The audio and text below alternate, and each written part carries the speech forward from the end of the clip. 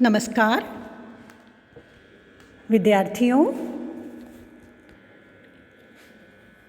पूर्व कक्षा में मैंने पीडीएफ के रूप में जयशंकर प्रसाद की पुरस्कार कहानी का मूल आपके व्हाट्सएप ग्रुप पर प्रेषित किया था।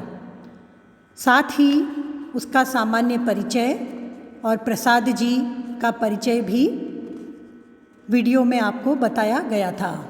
आप सभी ने उस कहानी को पढ़ लिया होगा। आज हम इस कहानी के एक मुख्य गद्यांश की व्याख्या करेंगे। आप मूल कहानी में से इस गद्यांश को देख सकते हैं। एक बार मैं यहाँ बोल रही हूँ। मधुलिका जो मुख्य चरित्र है इस कहानी का, पुरस्कार का, वो मधुलिका कह रही है राजकुमार अरुण को संबोधित करते हुए, यह रहस्य मानव हृदय का है, मेरा नहीं। राजकुमार, नियमों से यदि मानव हृदय बाध्य होता तो आज मगध के राजकुमार का हृदय किसी राजकुमारी की ओर न खिंचकर एक कृषक बालिका का अपमान करने न आता। यह रहस्य मानव हृदय का है, मेरा नहीं। इसका प्रसंग इस प्रकार से है। प्रस्तुत गद्यांश जयशंकर प्रसाद की प्रसिद्ध कहानी पुरस्कार से लिया गया है।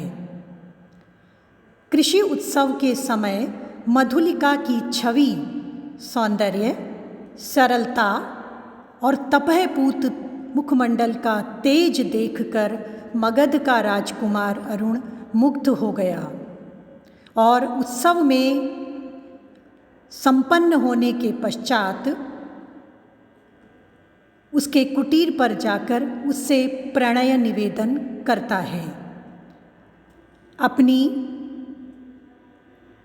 पैतृक संपत्ति के चले जाने से खिन्न मना मधुलिका को जब राजकुमार पुनः अपनी संपत्ति वापस दिलवाने के लिए कहता है, तब वह उसे स्पष्ट कहती है, यह कौशल का राष्ट्रीय नियम है, अर्थात ऐसा प्रतिवर्ष होता है और महाराज किसी न किसी के खेत को लेकर उसे अपने नाम से उस पर खेती करवाते हैं और उसका अनुग्रह के रूप में उसकी स्वर्ण मुद्राओं के रूप में कीमत दे दी जाती है। तो यह कहकर उसे मना कर देती है कि आप ऐसा न करें, यह राष्ट्रीय नियम है। इस पर अरुण उसके हृदय का रहस्य जानने आता है तो मधुलिका उत्तर देती है। वह यही बात कहती है, यह रहस्य मानव हृदय का है, मेरा नहीं। मानव हृदय, यहाँ मधुलिका कह रही है कि हे राजकुमार, आप जो बात मेरे हृदय की समझकर मुझसे जानने आए हैं वो मेरे मन की बात नहीं है। ये तो एक सामान्य बात है कि मनुष्य का हृदय रहस्यपूर्ण होता ही है। जिस हृदय की बात तुम जानना चाहते हो वो समस्त मानव हृदय की बात है। मानव मन अथवा उसका हृदय नियमों से आबद्ध नहीं होता। मनुष्य की चित्तवृत्ति किस समय कौन सा रूप ग्रहण कर ले यह कहा नहीं जा सकता। इसे मैं स्वयं नहीं जानती कि मेरी पैतृक संपत्ति के चले जाने पर भी मैं राज्य के प्रति विद्रोह की भावना क्यों नहीं रख सकती। देशभक्ति और व्यक्तिगत प्रेम, यहाँ दोनों का बीजांकुरण हो रहा है। देशभक्ति को तो उसने व्यक्त कर ही दिया है। मानव हृदय नियमों से आबद्ध नहीं होता। इसका उदाहरण एक तुम्हारा भी तो हृदय है। तुम एक राजकुमार हो और स्वभावतः तुम्हारा प्रणय निवेदन एक राजकुमारी से ही होना चाहिए, किंतु यह मानव का हृदय ही तो है जो इतना रहस्यमय है कि न जाने एक साधारण किसान कन्या की ओर भी आकर्षित हो गया। मधुलिका यहाँ ये कहना चाहती है कि हृदय की भावनाओं पर मनुष्य का चाह कर भी कभी कभी नियंत्रण नहीं रहता। संकेत दे रही है मधुलिका कि प्रेम और स्नेह के जो सूत्र होते हैं वो आकर्षण हमें सामाजिक बंधनों से भी परे करके हमें बांध लेते हैं।